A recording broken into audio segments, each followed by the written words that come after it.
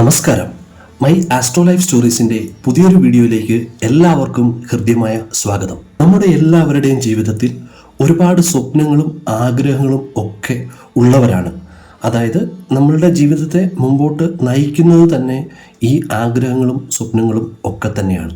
നമ്മുടെ ആഗ്രഹങ്ങൾ, സ്വപ്നങ്ങൾ, അതിന് എന്തൊക്കെ തന്നെയായാലും അതൊക്കെ നടന്നു കിട്ടാൻ, അല്ലെ നമ്മളുടെ മനസ്സിലുള്ള എല്ലാ ആഗ്രഹങ്ങളും സ്വപ്നങ്ങളും സബലീകരിച്ച് കിട്ടാൻ വേണ്ടി നമുക്ക് ചെയ്യാൻ പറ്റുന്ന ഏറ്റവും നല്ല ഒരു വഴിപാടിനെ പറ്റിയാണ് ഇന്ന് നമ്മൾ ഈ വീഡിയോയിൽ പ്രതിപാദിക്കുന്നത്. ഒരുപക്ഷെ കുറേ ആളുകളുടെ പ്രാർത്ഥനയുടെയും ആഗ്രഹങ്ങളുടെയും അല്ലെങ്കിൽ വഴിപാടുകളുടെയും ഒക്കെ ഫലമായിട്ടായിരിക്കാം ഇന്ന് ഇങ്ങനെ ഒരു വീഡിയോ ഞാനിവിടെ ചെയ്യുന്നത്. ഒരുപാട് പവർഫുൾ ആയിട്ടുള്ള അല്ലെങ്കിൽ അത്രയധികം ശക്തിയുള്ള, നമുക്ക് ചെയ്താൽ 100% ഫലം ഉറപ്പുള്ള ഒരു വഴിപാടിനെ പറ്റിയാണ് ഇന്ന് ഞാനിവിടെ സംസാരിക്കുന്നത്. അപ്പോൾ നിങ്ങൾ ഇപ്പോൾ ഇത് കാണുന്നുണ്ടെങ്കിൽ, ഈ വീഡിയോ നിങ്ങൾ കാണുന്നുണ്ടെങ്കിൽ അതും നിങ്ങൾക്ക് ഭഗവാന്റെ ഒരു അനുഗ്രഹമായിട്ട് തന്നെ വേണം കരുതാൻ. ഒരു പ്രത്യേക ക്ഷേത്ര പുഷ്പാഞ്ജലിയെ പറ്റിയാണ് ഇന്ന് ഞാനിവിടെ സംസാരിക്കുന്നത്. ഈ വഴിപാട് അല്ലെങ്കിൽ ഈ ഒരു കാര്യം ചെയ്ത ആളുകൾക്ക് എല്ലാവർക്കും കുറേ വർഷങ്ങളായിട്ട് അവർ ആഗ്രഹിച്ച് പ്രാർത്ഥിച്ച കാര്യം എന്താണോ അതൊക്കെ ഇന്നുവരെ സാധിച്ചു കിട്ടിയിട്ടുണ്ട്.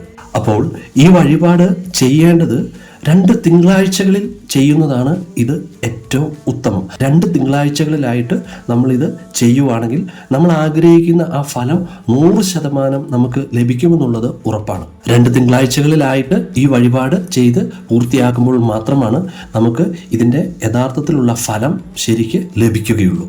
സകല ഗ്രഹങ്ങളുടെയും സകല നക്ഷത്രങ്ങളുടെയും സകല പ്രപഞ്ചത്തിൻ്റെയും സകല ചരാചരങ്ങളുടെയും നാഥനായ ശിവനാണ് നമ്മൾ ഈ വഴിപാട് സമർപ്പിക്കേണ്ടത്. അതായത് നിങ്ങളുടെ തൊട്ടടുത്തുള്ള ശിവക്ഷേത്രം ഏതാണോ അവിടെ പോയിട്ട് 2 തിങ്കളാഴ്ചകളിലായിട്ടാണ് ഈ വഴിപാട് നിങ്ങൾ നടത്തേണ്ടത്. ഈ ലോകത്തെ മുഴുവൻ നിയന്ത്രിക്കാൻ കഴിവുള്ള ദേവനാണ് ശിവഭഗവാൻ എന്ന് പറയുന്നത്. അതുകൊണ്ട് തന്നെ ശിവഭഗവാന് വേണ്ടിയിട്ട് നമ്മൾ ഈ വഴിപാട് നടത്തുമ്പോൾ അത് അതിൻ്റെതായ രീതിയിൽ 2 തിങ്കളാഴ്ചകളിൽ നല്ല രീതിയിൽ മനസ്സിൽ ആത്മാർത്ഥതയോടെ പ്രാർത്ഥിച്ച് നടത്തിയാൽ ഉറപ്പായിട്ടും അതിൻ്റെ ഫലം നിങ്ങൾക്ക് ലഭിച്ചിരിക്കും. കുറച്ചുകൂടി വിശദീകരിച്ച് പറഞ്ഞാൽ, അതായത് നിങ്ങൾ പല പ്രാവശ്യം ശ്രമിച്ചിട്ടും ആഗ്രഹിച്ചിട്ടും പ്രാർത്ഥിച്ചിട്ടും നടക്കാതിരിക്കുന്ന ഒരു കാര്യം, അല്ലെങ്കിൽ ലോകം മുഴുവൻ വിധി എഴുതിയ ഒരു കാര്യം നിങ്ങളുടെ ജീവിതത്തിൽ സംഭവിക്കില്ല എന്ന് എല്ലാവരും പറഞ്ഞ് ഒഴിവാക്കി കളഞ്ഞൊരു കാര്യം, അങ്ങനെയുള്ള കാര്യമാണെങ്കിൽ പോലും നിങ്ങൾക്ക് ഈ വഴിപാട് നടത്തുന്നതിലൂടെ ഉറപ്പായിട്ടും നടന്നു കിട്ടുന്നതാണ്. അങ്ങനെ എല്ലാവരും നടക്കില്ല എന്ന് പറഞ്ഞ് വിധി എഴുതി ഒഴിവാക്കിയ ആ കാര്യം നിങ്ങളുടെ ജീവിതത്തിൽ നിങ്ങൾക്ക് നടത്തി തരണമെങ്കിൽ അതിന് ഇന്നീ പ്രപഞ്ചത്തിൽ ഒരേ ഒരാൾക്കേ പറ്റൂ, അത് സാക്ഷാൽ ശിവഭഗവാനാണ്. മുൻപ് ഞാനിവിടെ പറഞ്ഞതുപോലെ ശിവക്ഷേത്രത്തിൽ വേണം നമ്മൾ ഈ വഴിപാട് ചെയ്യാൻ വേണ്ടിയിട്ട്. അതായത് നിങ്ങൾക്ക് കേരളത്തിൽ എവിടെയുമുള്ള ചെറുതോ വലുതോ എങ്ങനെയുമുള്ള ശിവക്ഷേത്രത്തിലും നിങ്ങൾക്ക് ഈ വഴിപാട് ചെയ്യാവുന്നതാണ്. ശ്രദ്ധിക്കേണ്ട കാര്യം, തിങ്കളാഴ്ചകളിൽ 2 തിങ്കളാഴ്ചകളിലാണ് ഇത് ചെയ്യേണ്ടത് എന്ന് മാത്രം. എല്ലാ ശിവക്ഷേത്രങ്ങളിലും സാധാരണയായിട്ട് ഈ വഴിപാട് ഉണ്ട്. ആർക്ക് വേണമെങ്കിലും ഏത് ശിവക്ഷേത്രത്തിലും ഈ വഴിപാട് നടത്താവുന്നതാണ്. അപ്പോൾ തീർച്ചയായിട്ടും നിങ്ങളെല്ലാവരും ഈ വഴിപാട് ഒന്ന് ചെയ്തു നോക്കുക.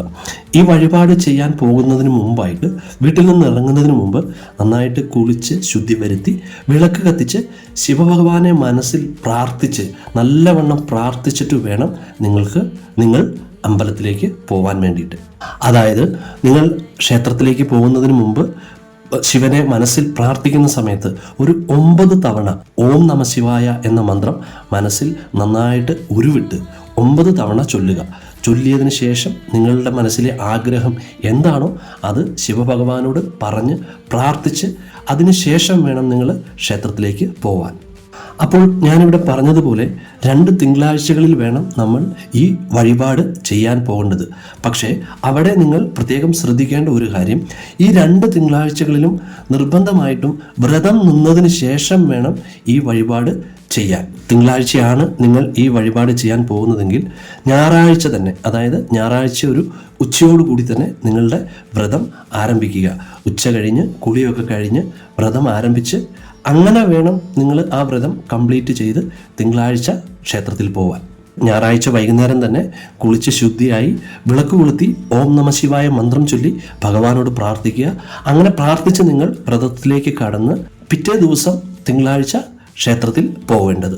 അതുപോലെ തന്നെ പറ്റുമെങ്കിൽ മത്സ്യമാംസാദികൾ എല്ലാം ഒഴിവാക്കുക. ഈ വ്രതം എടുക്കുന്ന സമയത്ത് പറ്റുന്ന ആളുകൾക്ക് അരിയാഹാരവും ഒഴിവാക്കുകയാണെങ്കിൽ അതും വളരെ നല്ലതാണ്. ലഘു ഭക്ഷണങ്ങളൊക്കെ കഴിച്ച് വ്രതം അനുഷ്ഠിക്കുന്നതാണ് എപ്പോഴും നല്ലത്. ഞായറാഴ്ച ഉച്ച കഴിഞ്ഞും തിങ്കളാഴ്ച ഒരു ദിവസം ഫുള്ളും വ്രതം നിൽക്കുക എന്ന് പറയുമ്പോൾ നിങ്ങൾ പൂർണ്ണമായിട്ട് ഭക്ഷണം കഴിക്കാതെയോ അല്ലെങ്കിൽ മറ്റു വെള്ളം പാനീയങ്ങളൊന്നും കുടിക്കാതെയോ ഇരിക്കണം എന്നുള്ളതല്ല പറയുന്നത്. നിങ്ങൾക്ക് തീർച്ചയായിട്ടും ലഘു ഭക്ഷണങ്ങളൊക്കെ കഴിക്കാം. പക്ഷേ കഴിയുന്നത്ര സമയം നല്ല ഭക്തിയോടെ ശിവഭഗവാനെ പ്രാർത്ഥിച്ചുകൊണ്ട് വ്രതമെടുക്കാൻ ശ്രദ്ധിക്കുക. ലൗകിക കാര്യങ്ങളൊക്കെ ഒഴിവാക്കി എപ്പോഴും ഓം നമ ശിവായ മന്ത്രം ചൊല്ലി ശിവഭഗവാനെ ശരിക്കും മനസ്സിൽ ധ്യാനിച്ചുകൊണ്ട് വേണം ഈ വഴിപാട് നടത്താൻ വേണ്ടിയിട്ടുള്ള വ്രതമെടുക്കാൻ. എന്നിട്ട് തിങ്കളാഴ്ച രാവിലെ കുളിച്ച് ശുദ്ധിയായി ക്ഷേത്രത്തിൽ പോവുക. ഭഗവാനെ കണ്ട് ശിവഭഗവാനെ കണ്ട് നന്നായി മനസ്സുരുകി പ്രാർത്ഥിക്കുക. ക്ഷേത്രത്തിൽ പോകുന്ന സമയത്ത് നിങ്ങളുടെ കയ്യിൽ പ്രത്യേക ഒരു വസ്തു കരുതേണ്ടതാണ്. അതായത് 2 തിങ്കളാഴ്ചയാണ് നമുക്ക് ഈ വഴിപാട് നടത്തേണ്ടത്. അതിൽ ആദ്യത്തെ തിങ്കളാഴ്ച നിങ്ങൾ ക്ഷേത്രത്തിൽ പോകുമ്പോൾ കയ്യിൽ നല്ലൊരു ഇളനീര് ഭഗവാന് വേണ്ടിയിട്ട് കരുതുക.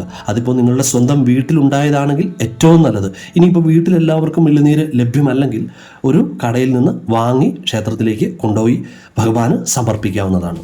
ശിവക്ഷേത്രത്തിൻ്റെ നടയിൽ കൊണ്ടുപോയിട്ട് വേണം നമ്മൾ ഈ ഇളനീര് സമർപ്പിക്കാൻ.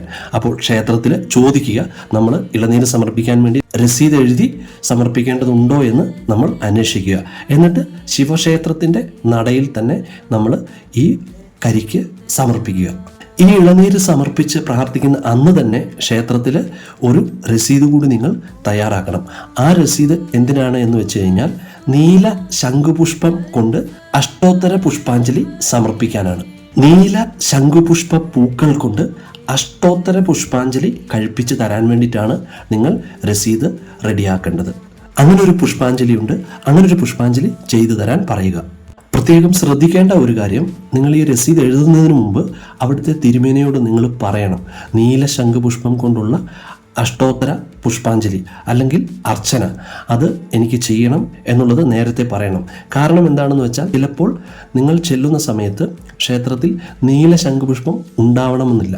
അപ്പോൾ അങ്ങനെ വന്നാൽ നിങ്ങൾക്ക് ഈ അർച്ചന നടത്തി തരാൻ സാധിക്കില്ല. അപ്പോൾ അതുകൊണ്ട് തന്നെ നിങ്ങൾ 2 ദിവസം മുമ്പ് ക്ഷേത്രത്തിലെ തിരുമേനിയെ കണ്ട് ഇതൊന്ന് പറഞ്ഞു വെക്കുന്നത് നല്ലതാണ്. നീല ശംഖുപുഷ്പ പൂക്കൾ കൊണ്ട് അഷ്ടോത്തര അർച്ചന അല്ലെങ്കിൽ അഷ്ടോത്തര പുഷ്പാഞ്ജലിയും ആദ്യത്തെ ദിവസം ഇളനീര് സമർപ്പിക്കുന്ന അന്ന് തന്നെ നടത്തുക. ഇത് നിങ്ങൾ ചെയ്ത് പ്രാർത്ഥിച്ച് കഴിഞ്ഞതിന് ശേഷം പിന്നെ നിങ്ങൾ ചൊവ്വ, ബുധൻ, വ്യാഴം, വെള്ളി, ശനി ഈ ദിവസങ്ങളിലൊന്നും വ്രതം നിൽക്കേണ്ട ആവശ്യമില്ല. പിന്നെ നിങ്ങൾ അടുത്ത വ്രതം സ്റ്റാർട്ട് ചെയ്യേണ്ടത് ഞായറാഴ്ച ഉച്ച കഴിഞ്ഞാണ്. കാരണം അടുത്ത തിങ്കളാഴ്ച 2ാമത്തെ തിങ്കളാഴ്ചയാണ് നമുക്ക് അടുത്ത ഈ പുഷ്പാഞ്ജലി ചെയ്യേണ്ടത്. അപ്പോൾ നിങ്ങൾ ഞായറാഴ്ച ഉച്ച കഴിഞ്ഞ് വീണ്ടും വൈകുന്നേരം കുളിച്ച് ശുദ്ധിയായി പ്രാർത്ഥിച്ച് ഓം നമ ശിവായ മന്ത്രമൊക്കെ ചൊല്ലി നന്നായിട്ട് ഭഗവാനെ മനസ്സിൽ ധ്യാനിച്ച് ശരിക്കും പ്രാർത്ഥിച്ച് വ്രതത്തിലോട്ട് തുടങ്ങി പിറ്റേ ദിവസം തിങ്കളാഴ്ച 2ാമത്തെ തിങ്കളാഴ്ച നിങ്ങൾ ഇതുപോലെ തന്നെ ക്ഷേത്രത്തിൽ പോയിട്ട് അന്ന് നിങ്ങൾ അമ്പലത്തിലെ തിരുമേനിയെ കണ്ട് അവിടെ നിങ്ങൾ ചെയ്യേണ്ട കാര്യം ശിവഭഗവാന് കൂവളമാല ചാർത്തുക. ഈ കൂവളമാല ചാർത്തുന്ന അന്നത്തെ ദിവസം അപ്പോൾ തന്നെ ശിവഭഗവാന് രുദ്രസൂക്ത പുഷ്പാഞ്ജലി, രുദ്രസൂക്തം അല്ലെങ്കിൽ രുദ്രസൂക്ത അർച്ചന തിരുമേനിയെ കൊണ്ട് പറഞ്ഞ് നടത്തിക്കുക. നിങ്ങൾ അവിടെ പറഞ്ഞാൽ മതി രുദ്രസൂക്തം, രുദ്രസൂക്ത പുഷ്പാഞ്ജലി അല്ലെ രുദ്രസൂക്തം ജപിച്ച് നിങ്ങൾക്ക് ഈ അർച്ചന അവിടുന്ന് നടത്തി തരുന്നതാണ്. ഇതാണ് നിങ്ങൾ 2ാമത്തെ തിങ്കളാഴ്ച ശിവക്ഷേത്രത്തിൽ പോയിട്ട് ചെയ്യേണ്ട കാര്യം. അതായത് ആദ്യത്തെ തിങ്കളാഴ്ച നിങ്ങൾ നീല ശംഖുപുഷ്പം കൊണ്ടുള്ള അർച്ചന നടത്തുക എന്നുള്ളത് നിർബന്ധമായ കാര്യമാണ്. അതുപോലെ തന്നെ 2ാമത്തെ തിങ്കളാഴ്ച നിങ്ങൾ ശിവഭഗവാന്റെ ക്ഷേത്രത്തിൽ പോയിട്ട് കൂവളമാല ചാർത്തി രുദ്രസൂക്ത പുഷ്പാഞ്ജലി അല്ലെങ്കിൽ രുദ്രസൂക്ത അർച്ചന തിരുമേനിയെ കണ്ട് പറഞ്ഞ് നടത്തിക്കേണ്ടതാണ്.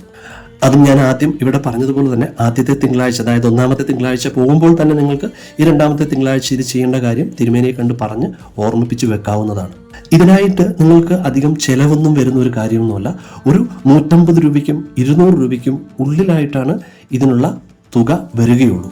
അപ്പോൾ നിങ്ങൾ എന്ത് കാര്യം ആഗ്രഹിച്ചാണോ അല്ലെങ്കിൽ എന്ത് കാര്യം പ്രാർത്ഥിച്ചാണോ നിങ്ങൾ ഈ 2 തിങ്കളാഴ്ച ഈ വഴിപാടുകൾ ചെയ്യുന്നത് അത് ഉറച്ച് വിശ്വസിക്കുക. നിങ്ങളുടെ ജീവിതത്തിൽ ഉറപ്പായിട്ടും അത് നടന്നു കിട്ടിയിരിക്കും. വിശ്വസിക്കുകയാണ് വേണ്ടത്. വിശ്വാസമില്ലാതെ നമ്മൾ എന്ത് ചെയ്തിട്ടും കാര്യമില്ല. അതുകൊണ്ട് തന്നെ നിങ്ങൾ ഈ 2 വഴിപാടുകൾ നടത്തിയതിനു ശേഷം പൂർണ്ണമായിട്ട് ഉറച്ചു വിശ്വസിക്കുക. തീർച്ചയായിട്ടും ശിവഭഗവാൻ നിങ്ങളുടെ പ്രാർത്ഥന കേട്ടിരിക്കും എന്നുള്ള കാര്യത്തിൽ യാതൊരു സംശയവും വേണ്ട. അപ്പോൾ ഈ വീഡിയോ നിങ്ങൾക്ക് എല്ലാവർക്കും വളരെ ഉപകാരപ്രദമാകും എന്ന് ഞാൻ വിചാരിക്കുന്നു. ഇതുപോലുള്ള പുതിയൊരു വീഡിയോയിൽ കാണുന്നതുവരെ എല്ലാവർക്കും എൻ്റെ മൈ ആസ്ട്രോ ലൈഫ് സ്റ്റോറീസിൻ്റെ നന്ദി, നമസ്കാരം.